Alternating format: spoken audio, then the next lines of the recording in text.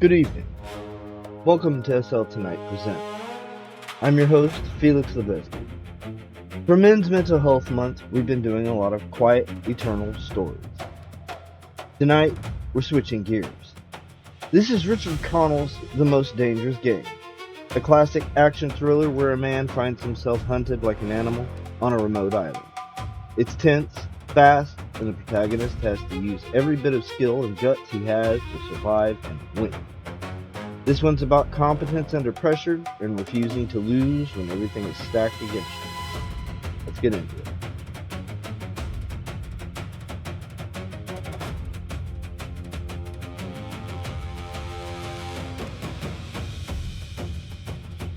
Off there to the right, somewhere, is a large island, said Whitney.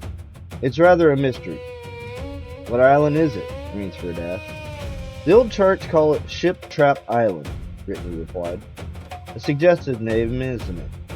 Sailors have a curious dread of the place. I don't know why. Some superstition. Can't see it, remarked Rainsford, trying to peer through the dank tropical night that was palpable as if pressed into a thick, warm blackness in upon the yacht. You've good eyes, said Whitney, with a laugh. And I've seen you pick off a moose moving a brown fall bush at 400 yards, but even you can't see 4 miles or so through a moonless Caribbean night. Nor 4 yards, admitted Rainsford. It's like moist black velvet. It'll be light enough in Rio, promised Whitney. We should make it in a few days. I hope the Jaguar guns have come from her days. We should have good hunting up the Amazon. Great sport, hunting. Best sport in the world, agreed Rainsford. For the hunter, amended Whitney, not for the Jaguar. Don't talk rot, Whitney, said Rainsford. You're a big game hunter, not a philosopher. Who cares how a Jaguar feels? Perhaps the Jaguar does. Bah, they've no understanding. Even so, I would rather think they understand one thing. Fear. The fear of pain and the fear of death. Nonsense.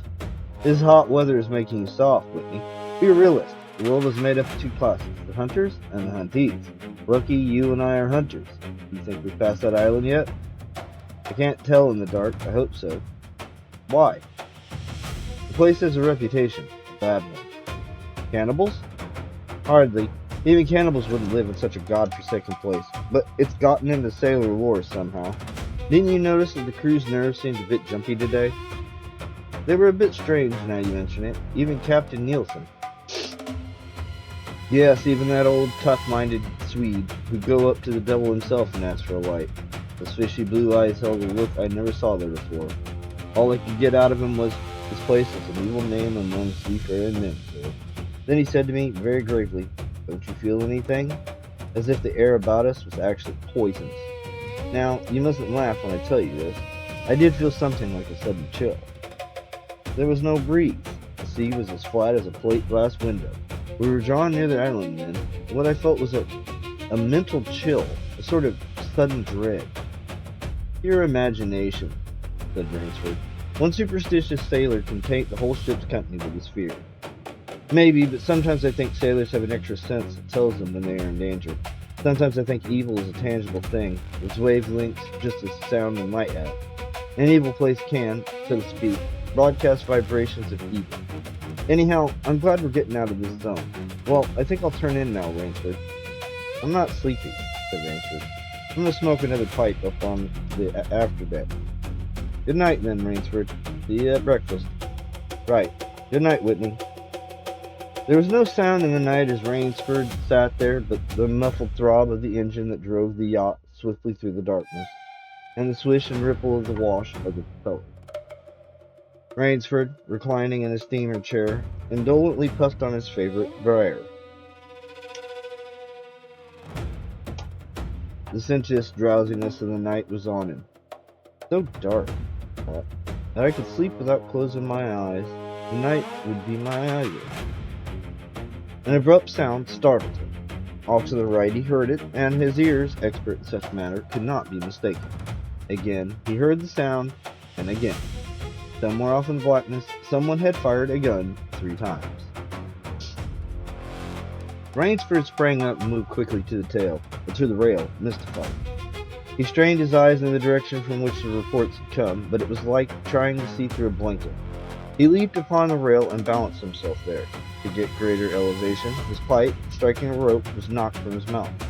He lunged for it. A short, hoarse cry came from his lips as he realized he had reached too far and had lost his balance.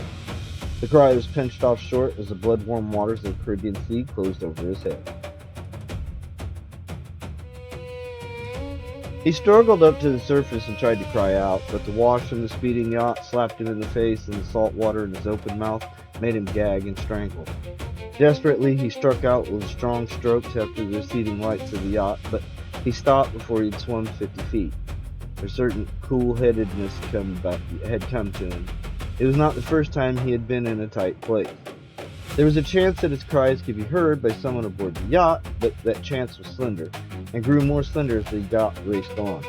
He wrestled himself out of his clothes and shouted with all his power. The lights of the yacht became faint and ever-vanishing fireflies. Then they were blotted out entirely by the night. Rainsford remembered the shots. They'd come from the right, and doggedly he swam in that direction, swimming with slow, deliberate strokes, conserving his energy. For a seemingly endless time, he fought the sea. He began to count his strokes. He could possibly do 100 more, and then Rainsford heard a sound. It came out of the darkness. A high, screaming sound. The sound of an animal in an extremity of anguish and terror. He did not recognize the animal that made the sound. He did not try to. With fresh vitality, he swam towards the sound. He heard it again, and then it was cut short by another noise, crisp, staccato. Pistol shot, muttered Rainsford, swimming on. 10 minutes of determined effort brought another sound to his ear, the most welcome he had ever heard, the muttering and growling of the sea breaking on a rocky shore. He was almost on the rocks before he saw them. On a nightless calm, he would have been shattered against them. With his remaining strength, he dragged himself from the swirling waters. Jagged crags appeared to jut up in the opaqueness. He forced himself upward, hand over hand. Gasping, his hands raw, he reached a flat place at the top. Dense jungle came down to the very edge of the cliff. What perils that tangle of trees and underbrush might hold for him did not concern Rainsford just then. All he knew is that he was safe from his enemy, the sea, and utter weariness that was on him. He flung himself down at the jungle edge and tumbled headlong into the deepest sleep of his life. When he opened his eyes, he knew from the position of the sun that it was late in the afternoon. Sleep had given him new vigor. A sharp hunger was picking at him. He looked about him almost cheerfully. Where there are pistol shots, there are men. Where there are men, there is food, he thought. But what kind of men, he wondered, is so forbidding a place? An unbroken front, a snarled and ragged jungle fringed the shore. He saw no sign of a trail through the closely knit web of weeds and trees. It was easier to go along the shore, and Rainsford floundered along by the water. Not far from where he landed, he stopped. Some wounded thing, by the evidence, a large animal, had thrashed about in the underbrush. Jungle weeds were crushed down, and the moss was lacerated. One patch of weeds was stained crimson. A small, glittering object not far away caught Rainsford's eye, and he picked it up. It was an empty cartridge. A .22, he remarked. That's odd. Must have been a fairly large animal, too. The hunter had his nerve with him to tackle it with a light gun. Clearly the brute did put up a fight. I suppose the first 3 shots I heard was when the hunter fleshed his quarry and wounded it. The last shot was when he trailed it here and finished it. He examined the ground closely and found what he had hoped to find, a print of hunting boots. They pointed along the cliff in the direction he had been going. Eagerly he hurried along, now slipping on a rotten log or a loose stone, but making headway. Night was beginning to settle down on the island. Bleak darkness was blackening out the sea and the jungle when Rainsford sighted the lights. He came upon them as he turned a crook in the coastline, and his first thought was that he had come upon a village, for there were many lights. But as he forged along, he saw to his great astonishment that all the lights were in one enormous building, a lofty structure with pointed towers plunging upward into the gloom. His eyes made out the shadowy outlines of a palatial chateau. It was set on a high bluff, and on 3 sides its cliffs dived down to where the sea licked greedy lips in the shadow. Mirage, thought Rainsford. But it was no mirage. he found when he opened the tall spiked iron gate. The stone steps were real enough. The massive door was a leering gargoyle for a knocker was real enough. Yet above it all hung an air of unreality. He lifted the knocker, and it creaked up stiffly, as if it had never been used. He let it fall, and it startled him with his booming loudness. He thought he heard steps within. The door remained closed. Again, Rainsford lifted the heavy knocker and let it fall. The door opened as suddenly as if it were on a spring, and Rainsford stood blinking in the river of glaring gold light that poured out. First thing Rainsford's eyes discerned was the largest man Rainsford had ever seen. A gigantic creature, solidly made and black-bearded to the waist. In his hand, the man held a long-barreled revolver, and he was pointing it straight at Rainsford's heart. Out of the snarl of beard, two small eyes regarded Rainsford. "Don't be alarmed," said Rainsford, with a smile, which he hoped was disarming. "I'm no robber. I fell off a yacht. My name is Sanger Rainsford of New York City." The menacing look in the eyes did not change. The revolver pointed as rigidly as if the giant were a statue. He gave no sign that he understood Rainsford's words or that he had ever heard them. He was dressed in uniform, a black uniform, trimmed with gray astrakhan. "I'm Sanger Rainsford of New York," Rainsford began again. "I fell off a yacht. I am hungry." The man's only answer was to raise with his thumb the hammer of his revolver. Then Rainsford saw the man's free hand go to his forehead in a military salute, and he saw him click his heels together and stand at attention. Another man was coming down the broad marble steps, an erect, slender man in evening clothes. He advanced to Rainsford and held out his hand. In a cultivated voice marked by a slight accent that gave it precision and deliberateness, he said, "It is a very great pleasure and honor to welcome Mr. Sanger Rainsford, the celebrated hunter, to my home." Automatically, Rainsford shook the man's hand. "I've read your book about hunting snow leopards in Tibet," pointed the man. "I am General Zara." Rainsford's first impression was that the man was singularly handsome. His second was that there was an original, almost bizarre quality about the general's face. He was a tall man past middle age, for his hair was a vivid white, but his thick eyebrows and pointed military mustache were as black as the night from which Rainsford had come. His eyes, too, were black and very bright. He had high cheekbones, a sharp-cut nose, a spare, dark face, the face of a man used to giving orders, the face of an aristocrat. Turning to the giant in uniform, the general made a sign. The giant put away his pistol, saluted, withdrew. "Ivan is an incredibly strong fellow," remarked the general, "but he has the misfortune to be deaf and dumb. A simple fellow, but I'm afraid, like all his race, a bit of a savage." "Is he Russian?" "He's a Cossack," said the general, and his smile showed red lips and pointed teeth. "So am I. Come, we shouldn't be chatting here. We can talk later. Now, if you want clothes, food, rest, you shall have them. This is the most restful spot." Ivan had reappeared, and the general spoke to him with lips that moved but gave forth no sound. "Follow Ivan, if you please, Mr. Rainsford," said the general. "I was about to have my dinner when you came. I'll wait for you. You'll find that my clothes will fit you, I think."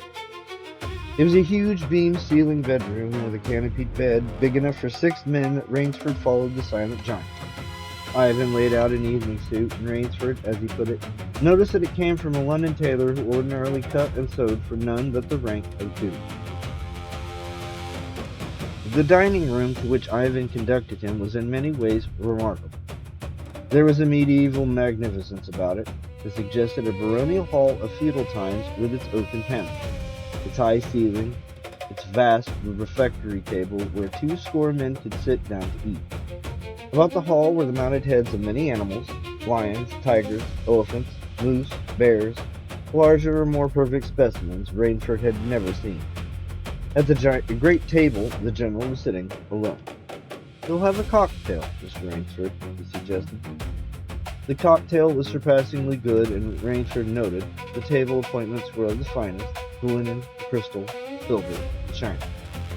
They were eating borscht, the rich red soup with whipped cream so dear to the Russian palate. Half apologetically, General Zarov said, "We do our best to preserve the amenities of civilization here. Please forgive any lapses. We are well off the beaten track, you know.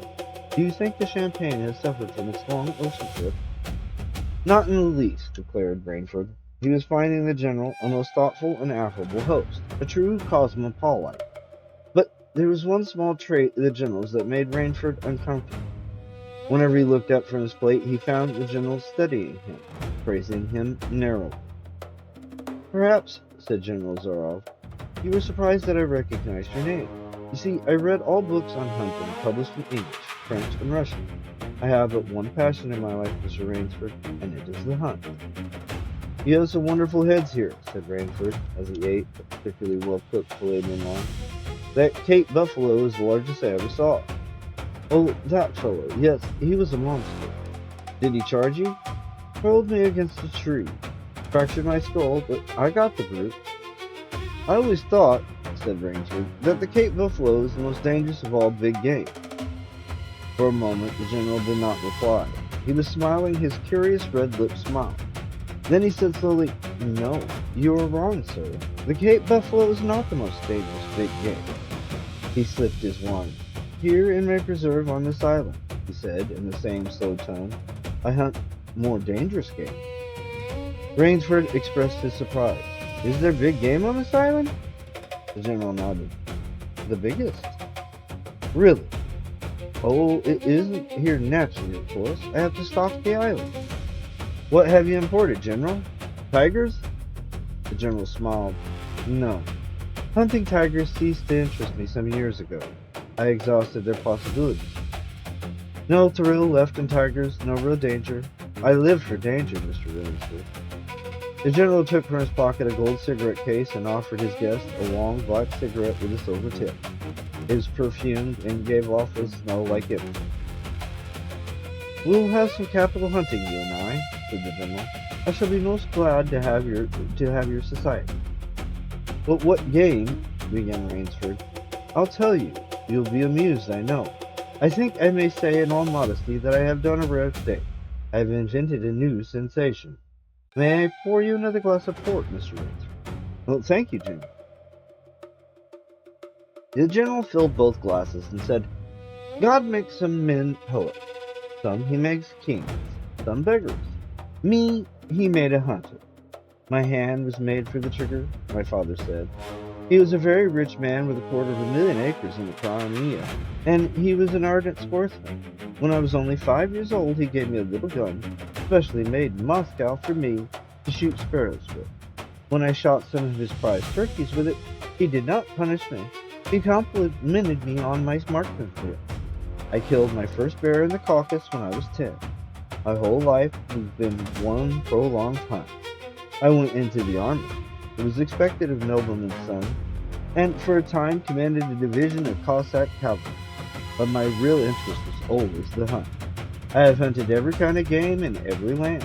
It would be impossible for me to tell you how many animals I have killed." The General puffed at his cigarette. "After the debacle in Russia, I left the country, for it was imprudent for an officer of the Tsar to stay there. Many noble Russians lost everything. I, luckily, had invested heavily in American securities, so I shall never have to open a tea room in Monte Carlo or drive a taxi in Paris.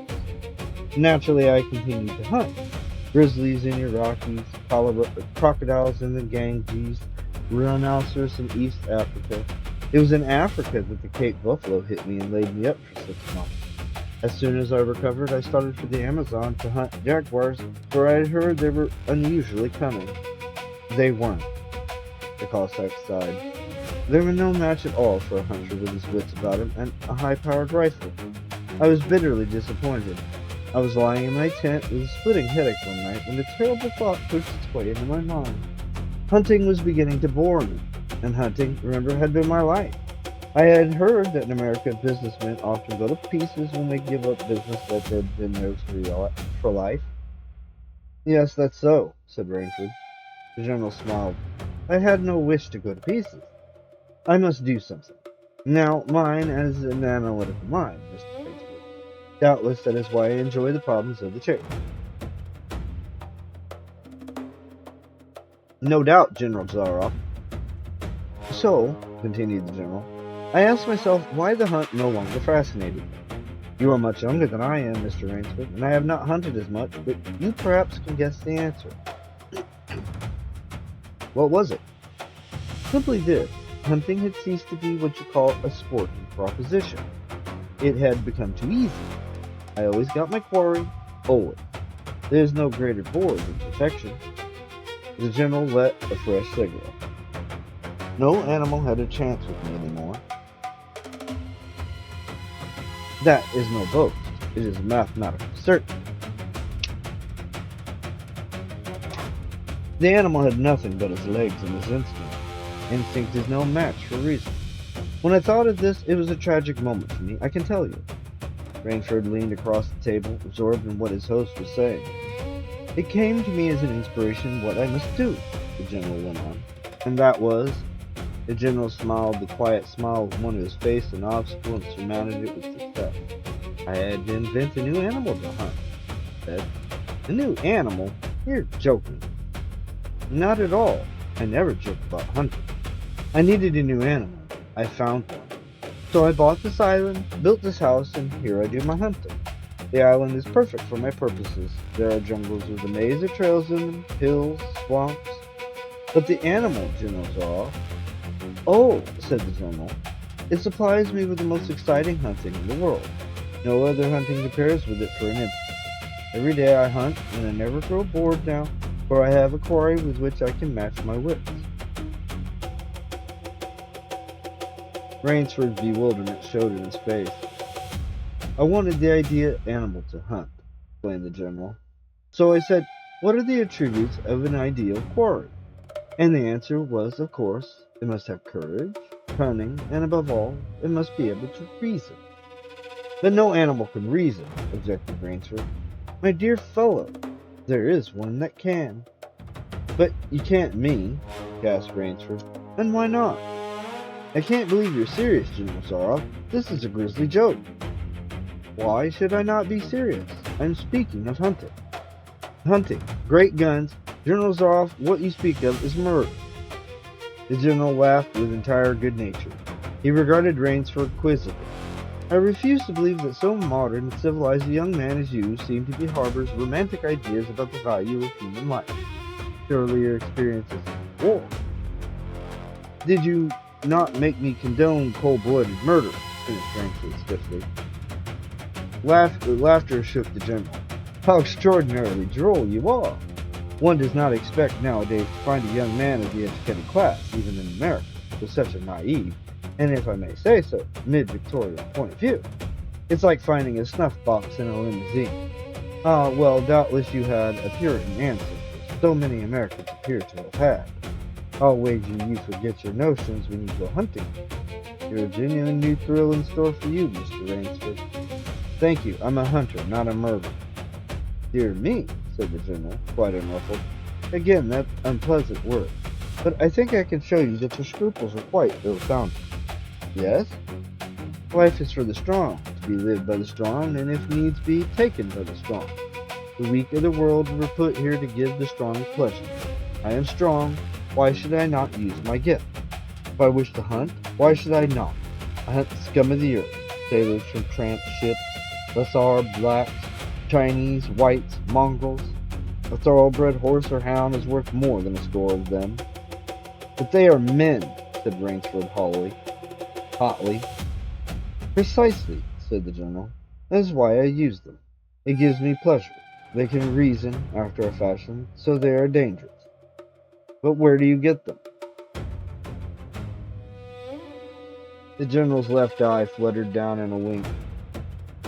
This island is called Ship Trap, he answered. Sometimes an angry god of the high seas sends them to me. Sometimes when Providence is not so kind, I help Providence a bit. Come to the window with me. Rainsford went to the window and looked out towards the sea. Watch, out there, exclaimed the general, pointing into the night.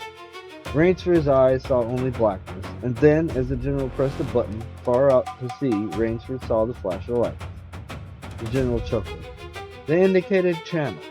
Where there's none, giant rocks with razor's edges crouch like a sea monster with wide open jaws. I can crush a ship as easily as I crush this nut. He dropped a walnut on the hardwood floor and brought his heel grinding down on it. Oh yes, he said casually, as if in an answer to a question. I have electricity. We try to be civilized here. Civilized and you shoot down men? A trace of anger was in the general's black eyes, but it was there for but a second, and he said in his most pleasant manner, Dear me, what a righteous young man you are. I assure you I do not do the thing you suggest. That would be barbarous. I treat these visitors with every consideration. They get plenty of good food and exercise. They get in a splendid physical condition. You shall see for yourself tomorrow. What do you mean? We'll visit my training school, smiled the general. It's in the cellar. I have about a dozen pupils down there now. They're from the Spanish bark Santa Lucar that had bad luck go on the rocks out there. A very inferior lot, I regret to say. Poor specimens are more accustomed to the deck than to the jungle. He raised his hand, and Ivan, who served as waiter, brought thick Turkish coffee. Rainsford, with an effort, held his tongue in check. It's a game, you see, pursued the general blandly. I suggest to one of them that we go hunting. I give him a supply of food and an excellent hunting knife. I give him 3 hours start. I am to follow, armed only with a pistol of the smallest caliber and range. If my quarry eludes me for 3 whole days, he wins the game. If I find him, the general smiled, he loses. Suppose he refuses to be hunted. Oh, I give him his option, of course. He need not play that game if he doesn't wish to. If he doesn't wish to hunt, I turn him over to Ivan. Ivan once had the honor of serving as official notaire to the great white Tsar, and he has his own ideas of sport. Invariably, Mr. Rainsford, invariably they choose to hunt. And if they win? The smile on the general's face widened. To date, I have not lost. Then he added hastily, I do not wish you to think me a braggart, Mr. Rainsford. Many of them afford only the most elementary sort of profit. Occasionally I strike a tartar. One almost did win. I eventually had to use the dogs. The dogs? This way, please. I'll show you. The general steered Rainsford to a window. The lights from the window sent a flickering illumination that made grotesque patterns on the courtyard below. And Rainsford could see moving about there a dozen or so huge black shapes. As they turned towards him, their eyes glittering greenly. A rather good lot, I think, observed the general. They are let out at 7 every night. If anyone should try to get into my house, or out of it, something extremely regrettable would occur to him. He hummed a snatch of song from the Foles Bergère. And now, said the general, I want to show you my new collection of heads. Will you come with me to the library? I hope that you will excuse me tonight, General Zarov. I'm not feeling well. Ah, indeed, the general inquired solicitously. Well, I suppose it's only natural after your long swim. You need a good, restful night's sleep. Tomorrow you'll feel like a new man, I'll wager. Then we'll hunt, eh? I have one rather promising prospect. Rainsford was hurrying from the room. Sorry you can't go with me tonight, called the general. I expect rather fair sport, a big, strong black. He looks resourceful. Well, good night, Mr. Rainsford. I hope you have a good night's rest. The bed was good, and the pajamas of the softest silk, and he was tired in every fiber of his being. But nevertheless, Rainsford could not quite quiet his brain with the opiate of sleep. He lay, eyes wide open. Once he thought he heard stealthy steps in the corridor outside his room. He sought to throw open the door. It would not open. He went to the window and looked out. His room was high up in one of the towers. The lights of the chateau were out now, and it was dark and silent, but there was a fragment of sallow moon, and by its wan light he could see, dimly, the courtyard. There, weaving in and out of the pattern of shadows, were black, noiseless forms. The hounds heard him at the window and looked up, expectantly, with their green eyes. Rainsford went back to the bed and lay down. By many methods he tried to put himself to sleep. He had achieved a doze when, just as morning began to come, he heard, far off in the jungle, the faint report of a pistol. General Zarov did not appear until luncheon. He was dressed faultlessly in the tweeds of a country squire. He was solicitous about the state of Rainsford's health. As for me, sighed the general, I do not feel so well. I'm worried, Mr. Rainsford. Last night I detected traces of my old complaint. To Rainsford's questioning glance, the general said, "A new way. Boredom."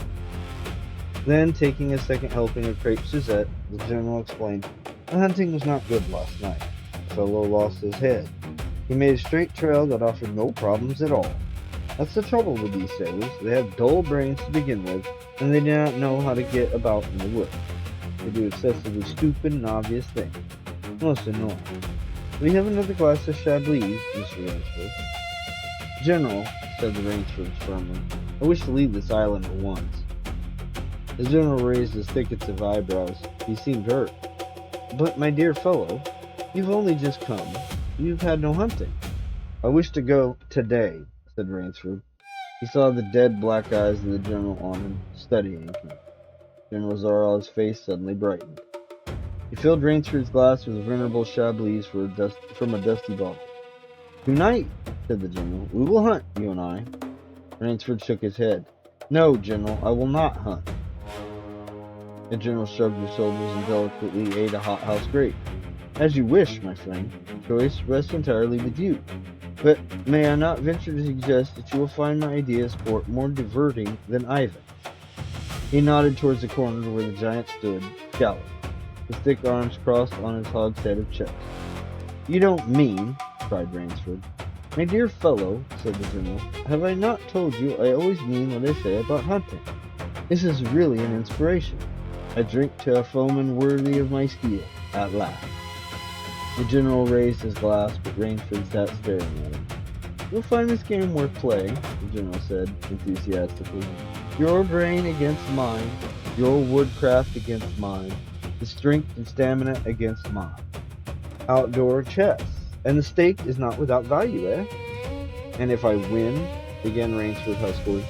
"I'll cheerfully acknowledge myself defeated if I do not find you by midnight of the third day," said General Zarov. "My sloop will place you on the mainland near town." The general read what Rainsford was thinking. "Oh, you can trust me," said the Cossack. "I will give you my word as a gentleman and a sportsman. Of course, you, in turn, must agree to say nothing of your visit." "I agree to nothing at the time," said Rainsford. "Oh, in that case, but why discuss that now? 3 days hence we can discuss it over a bottle of Ravus de Foie, unless—" The general sipped his wine. Then a businesslike air animated. "Ivan," he said to Rainsford, "we will supply you with hunting clothes, food, a knife. I suggest you wear moccasins, they leave a poorer trail. I suggest, too, that you avoid the big swamp in the southeast corner of the island. We call it Death Swamp. There's a quicksand there. One foolish fellow tried it. The deplorable part of it was that Lazarus followed him. You can imagine my feelings, Mr. Rainsford. I loved Lazarus. He was the finest hound in my pack. Well, I must beg you to excuse me now. I always take siesta after lunch. You'll hardly have time for a nap, I fear. You'll want to start, no doubt. I shall not follow till dusk. Hunting at night is so much more exciting than by day, don't you think? Au revoir, Mr. Rainsford. Au revoir." General Zarov, with a deep, courtly bow, strolled from the room. From another door came Ike. Under one arm he carried khaki hunting clothes, a haversack of food, a leather sheath containing a long-bladed hunting knife. His right hand rested on a cocked revolver thrust in the crimson sash about his waist. Rainsford had fought his way through the bush for 2 hours. I must keep my nerve, he said through tight teeth. He had not been entirely clear-headed when the chateau gate snapped shut behind him. His whole idea at first was to put distance between himself and General Zarov, and to this end he had plunged along, spurred on by the sharp growls of something very like panic. Now he had gotten a grip on himself, had stopped and was taking stock of himself in the situation.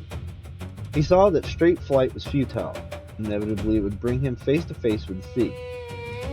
He was in a picture with a frame of water, and his operations clearly must take place within that frame. "I'll give him a trail to follow," muttered Rainsford, and he struck off from the rude path he'd been following into the trackless wilderness.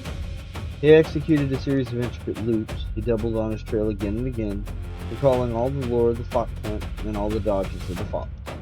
Night found him leg-weary, with hands and face lashed by branches on a thickly wooded ridge.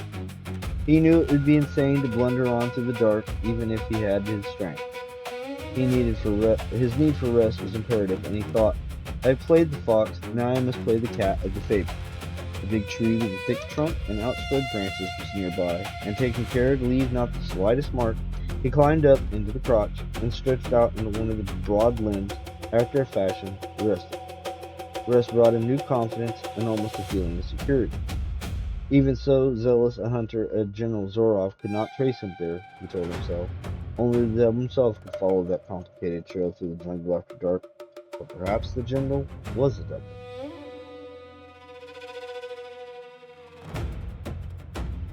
An apprehensive night crawled slowly by the wounded snake, and sleep did not visit Rainsford, although the silence of a dead world was on the jungle. Toward morning, when a dingy gray was varnishing the sky, and the cry of some startled bird focused Rainsford's attention in that direction. Something was coming through the bush, coming slowly, carefully, coming by the same winding way Rainsford had come.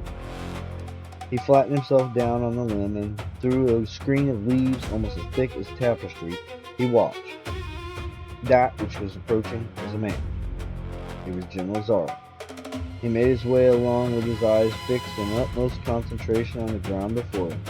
He paused, almost beneath the tree, dropped to his knees, and studied the ground. Rainsford's impulse was to hurl himself down like a panther, but he saw that the general's right hand held something metallic, a small automatic pistol. The hunter shook his head several times as if he were puzzled. Then he straightened up and took from his case one of the black cigarettes.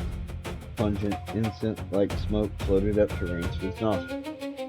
Rainsford held his breath. The general's eyes had left the ground and were traveling inch by inch up the tree. Rainsford froze there, every muscle tense for a spring. But the sharp eyes of the hunter stopped before they reached the limb where Rainsford lay. A smile spread over his brown face. Very deliberately he blew a smoke ring in the air. Then he turned his back on the tree and walked carelessly away, back along the trail he had come. The bush of the underbrush against his hunting boots grew fainter and fainter. The pent-up air burst hotly from Rainsford's lungs. His first thought made him feel sick and numb. The general could follow a trail through the woods at night. He could follow an extremely difficult trail. He must have uncanny powers. Only by the merest chance had the Cossack failed to see his quarry. Rainsford's second thought was even more terrible. Then a shudder of cold horror through his whole being. Why had the general smiled? Why had he turned back? Rainsford did not want to believe what his reason told him was true, but the truth was as evident as the sun that had by now pushed through the morning mist. The general was playing. The general was saving him for another day's sport. The Cossack was the cat, he was the mouse. Then it was that Rainsford knew the full meaning of terror. I will not lose my nerve, I will not. He slid down from the tree and struck off again in the woods. His face was set, and he forced the machinery of his mind to function. 300 yards from his hiding place, he stopped where a huge dead tree leaned precariously on a smaller river. Throwing off his sack of food, Rainsford took his knife from its sheath and began to work with all his energy. The job was finished at last, and he threw himself down behind a fallen log 100 feet away. He did not have to wait long. The cat was coming again to play with the mouse. Following the trail with the sureness of a bloodhound came General Zorov.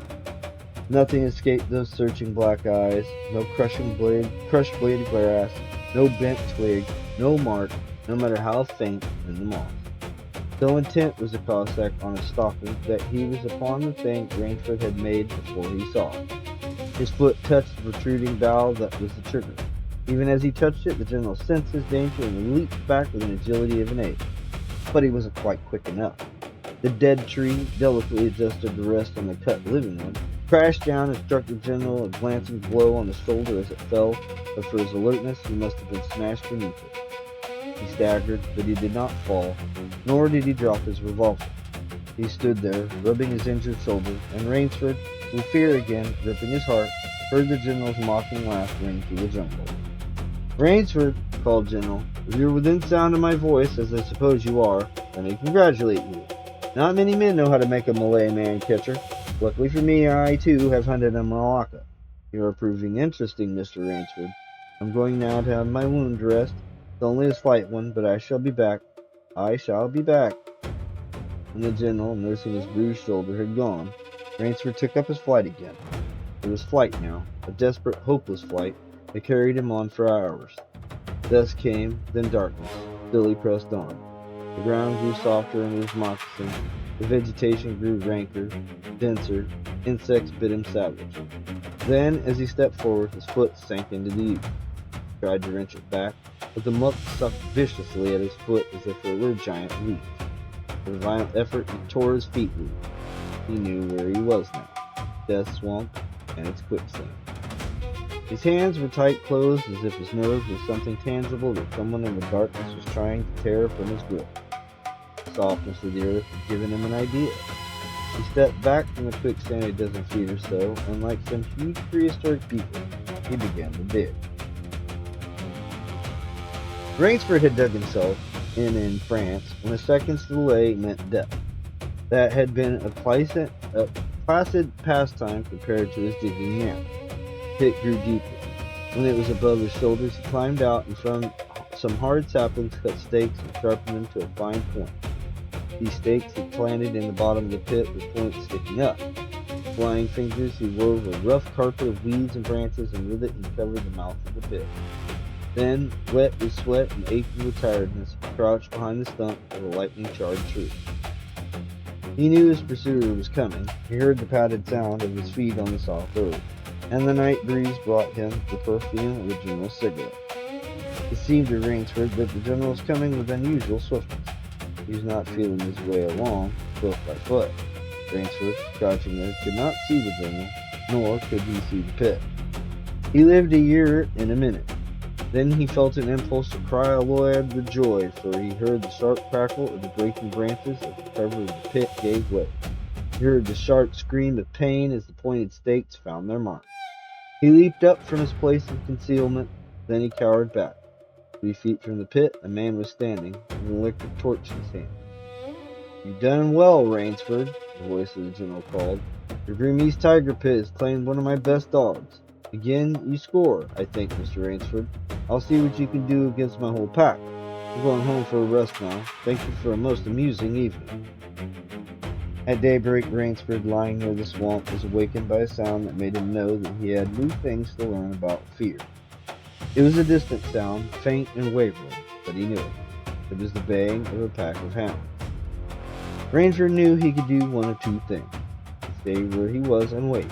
That was suicide. He could flee. That was postponing the inevitable. For a moment he stood there thinking. An idea that held a wild chance came to him, and tightening his belt he headed away from the swamp. The baying of the hounds drew nearer, then still nearer, and ever nearer.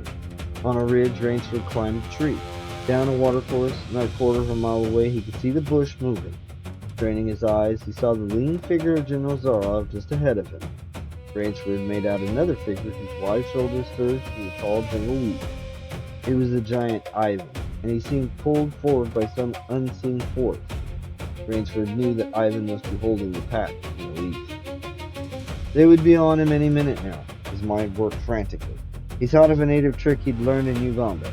He slid down the tree. He caught hold of a springy young sapling and it fastened his hunting knife, with the blade pointed down the trail. With a bit of wild grapevine, he tied back the sapling. Then he ran for his life. The hounds raised their voices as they hit the fresh scent. Rainsford knew how an animal at bay feels. He had to stop to get his breath. The baying of the hounds stopped abruptly, and Rainsford's heart stopped too. They must have reached the night. He shinned excitedly up a tree and looked back. The birds had stopped.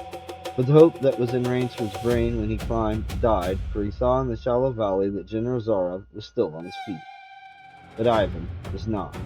The knife, driven by the recoil of the spring tree, had not wholly failed.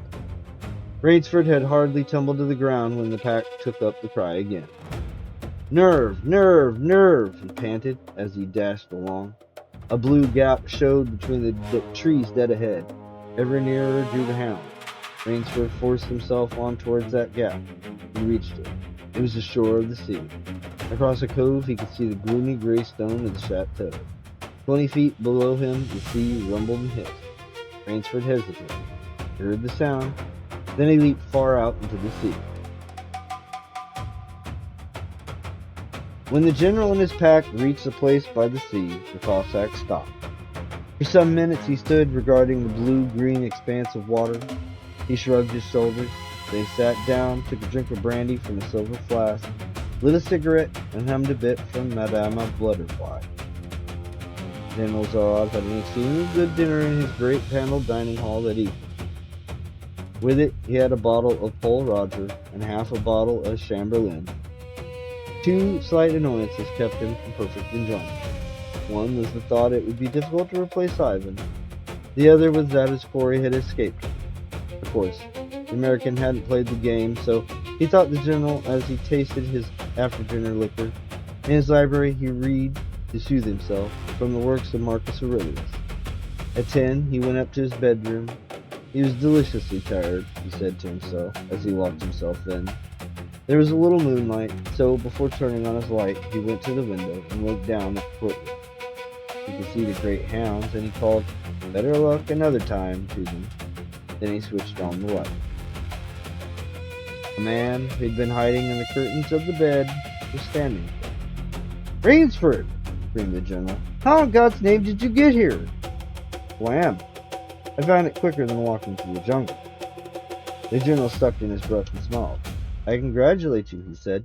"You have won the game." Rainsford did not smile. "I am still a beast at bay," he said in a low, hoarse voice. "Get ready, General Zaroff." The general made one of his deepest bows. "I see." "Splendid. One of us is to furnish a repast for the hound. The other will sleep in this very excellent bed. On guard, Rainsford." He had never slept in a better bed, Rainsford decided.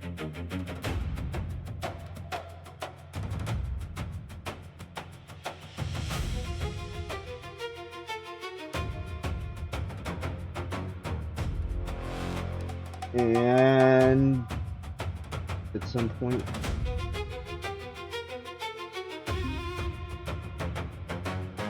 and that was The Most Dangerous Game by Richard Connell. Sometimes the best way to show what a man is made of is to put him in a situation where he has no choice but to fight back and win. If this one hit different after the quieter stories we've been doing, let me know in the comments. Like the video and subscribe if you're sticking with us through Men's Mental Health Month. I'm Felix Lebeski. This has been SL Tonight. Stay strong. I'll see you in the next one. Good night.